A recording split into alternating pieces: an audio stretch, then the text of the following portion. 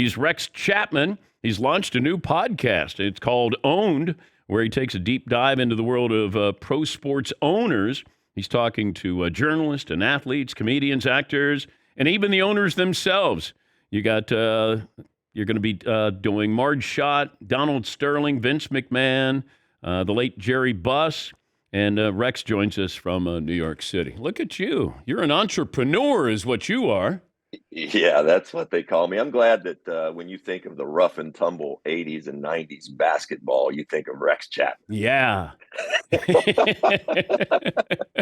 That was bad basketball back then.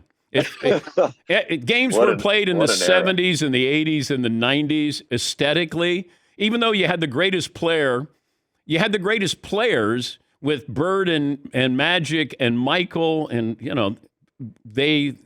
they had so much physicality to it that they didn't have the free-flowing, sort of artistry that you have now.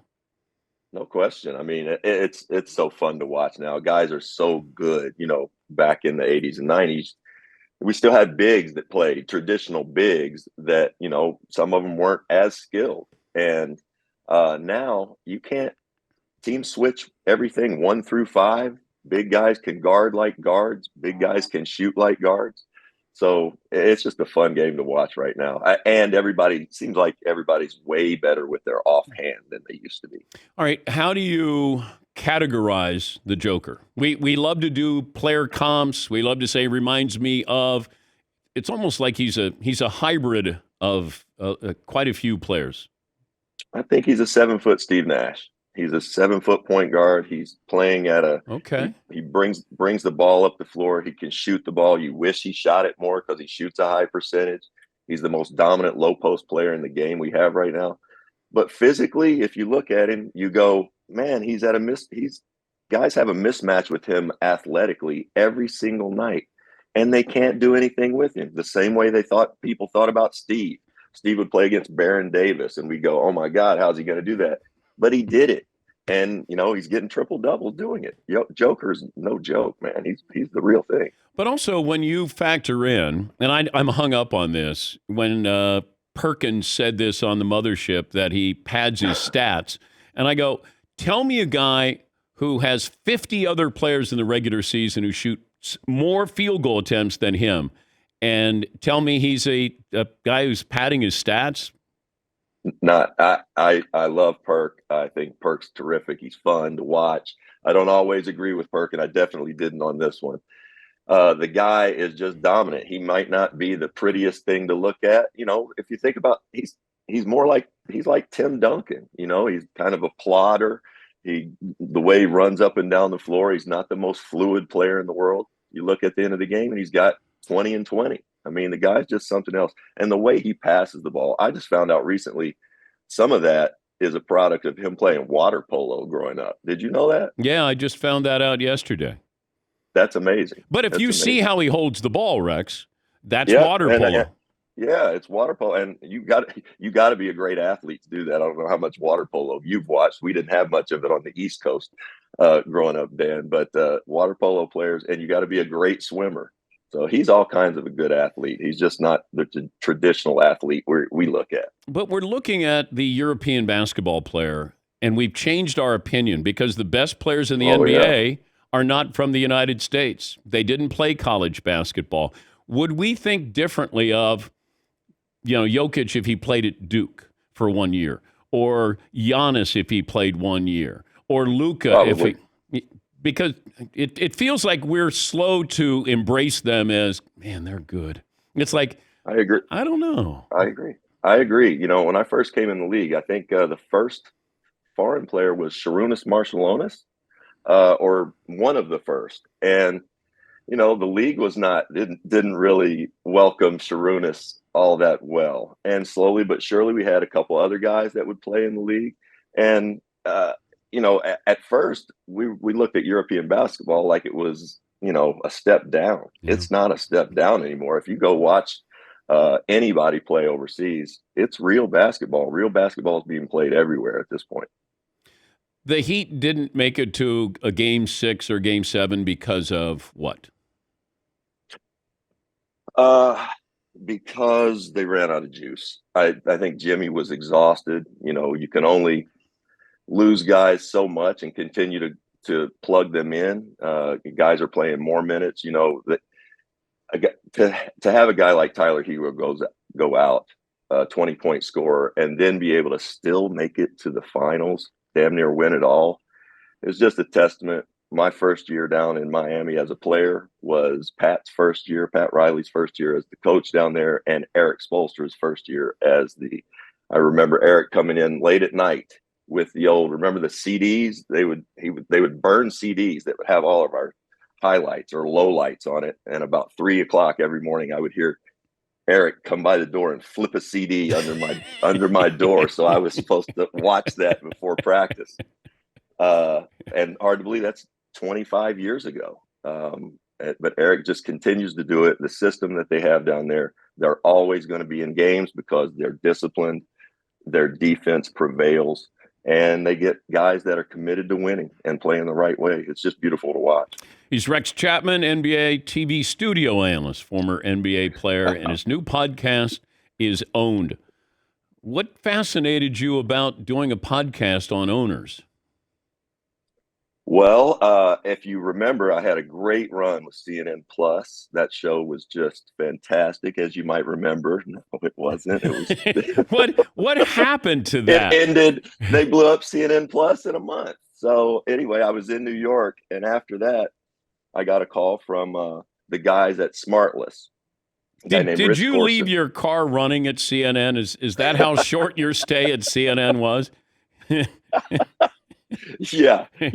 I moved up there and drove up and could have driven home. Yeah. Right back to Kentucky. No, it was a terrific experience. But from that, I had some time, and guys at Smartless, the podcast, Jason Bateman, Sean Hayes, Will Arnett, those guys have created a fantastic brand with their podcast, and they've spun off a couple podcasts. And this one I'm really excited about. This is their first one about sports. It's about sports owners. And the more I've gotten into it, the more I've realized, we haven't done enough on sports owners over the year in the media. It's fascinating. I think you mentioned some of the people we've had Russell Crowe,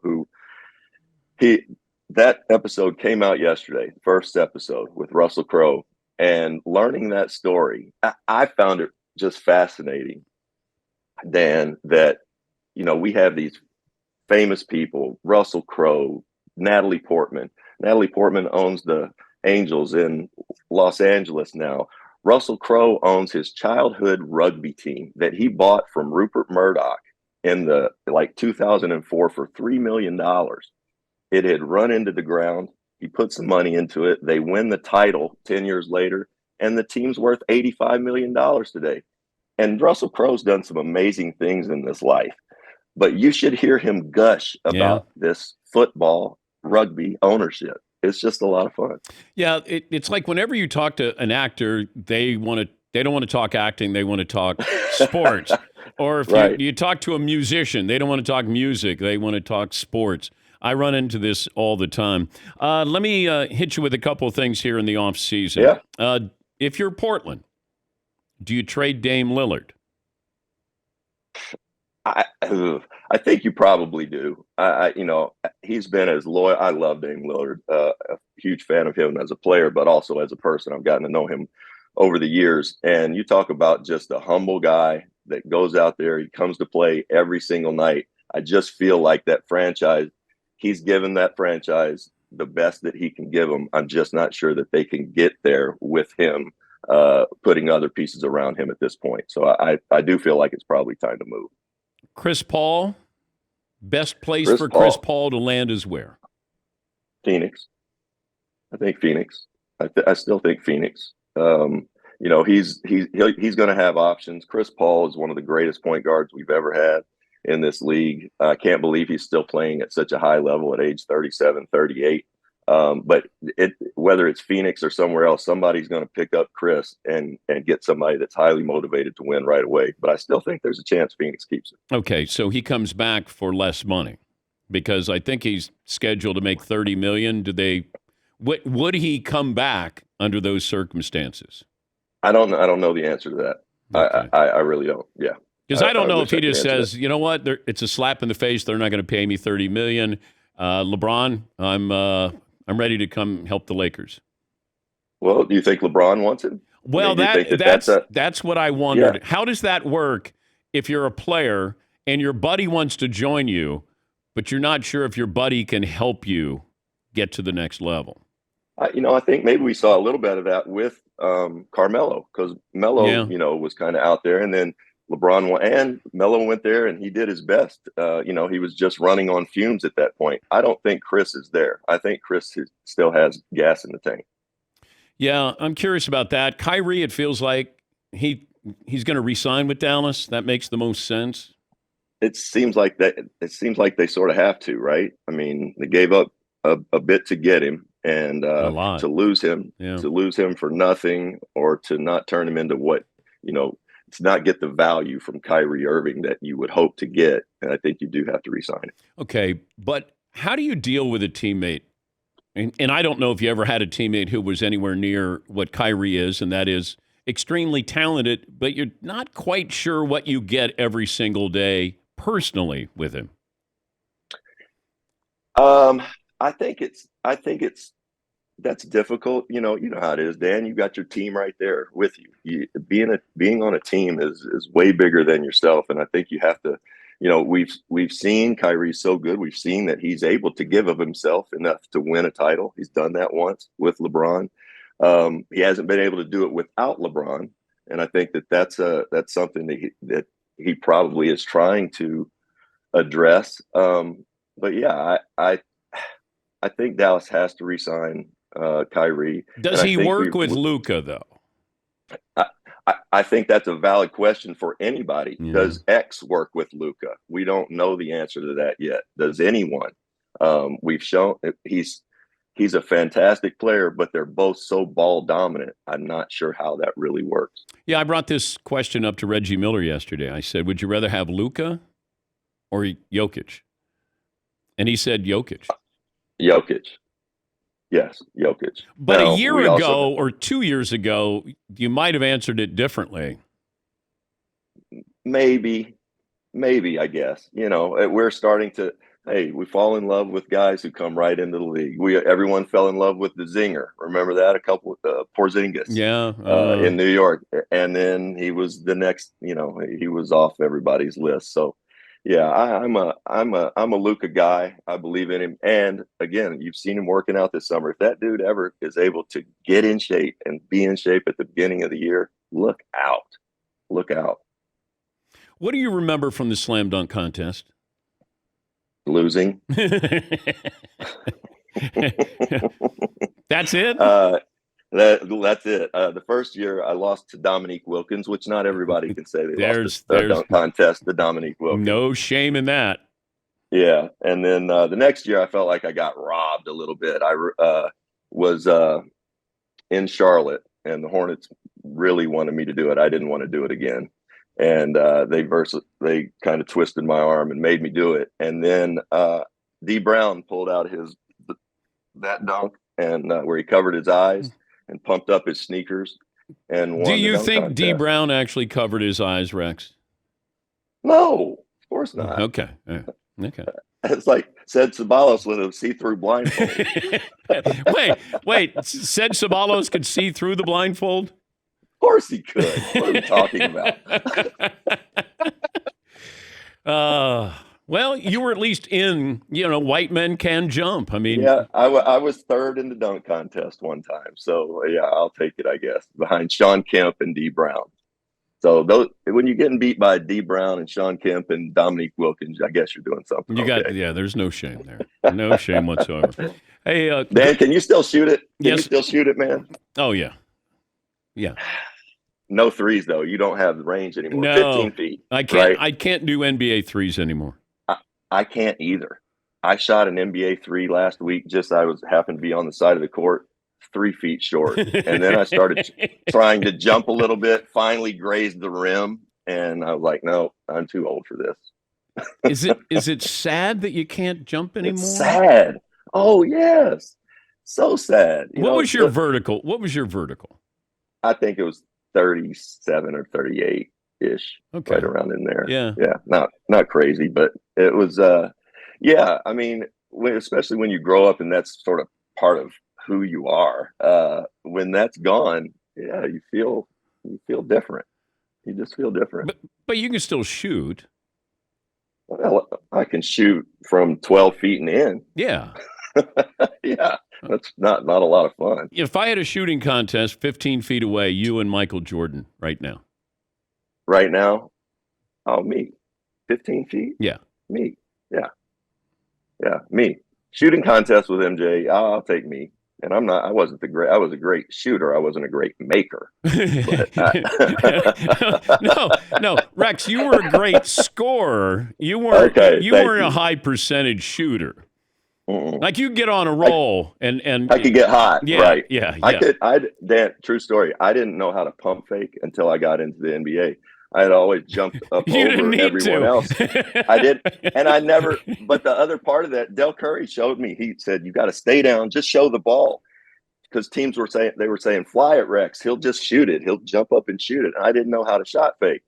The other part of that was I never had an open shot ever. I didn't know how to make an open shot. I still jumped using the same elevation that I did on a contested 3-point shot. So, yes, I was not a great shooter, but I could get hot from time to time. Did you see Steph Curry as a kid? Oh, yeah. Stephen is my rookie year. I pulled up in Charlotte to the apartment complex a week late. I held out for a week for $25,000 more. Yeah. Yeah. And missed a week of training camp, but I pulled up to my apartment and I got out and there were 3 people standing there waiting for me to help me load my stuff into my apartment. Sonia Curry, Del Curry, and baby Stephen Curry was about 5 months old. So Stephen was my first little buddy in the NBA.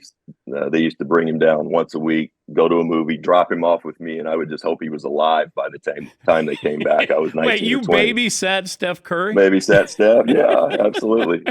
Were you changing diapers? Changing diapers, all of that stuff. Yeah, that's my little buddy. And I couldn't be more happy for him. I think Del Curry is one of the finest people I've ever known. And he's produced 2 of the greatest shooters in the history of the game. And Del wasn't bad himself. Yeah, Del was great from the side. Yep. He'd let him take that open jumper he was making him.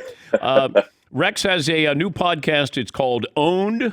Where can they wherever you get your podcast? Wherever you get your podcasts. Wherever you listen to your podcast, you can listen to Own. Be sure and check it out. It'll be released once a week. We've got Russell Crowe out now. I think we've got Dr. Jerry Buss with Jeannie Buss next week. Awesome. We've got Natalie Portman, Marge Schott, Mukesh Ambani, Jerry Jones, Roy Wood Jr. We've got fans of sports that come on. Paul Scheer.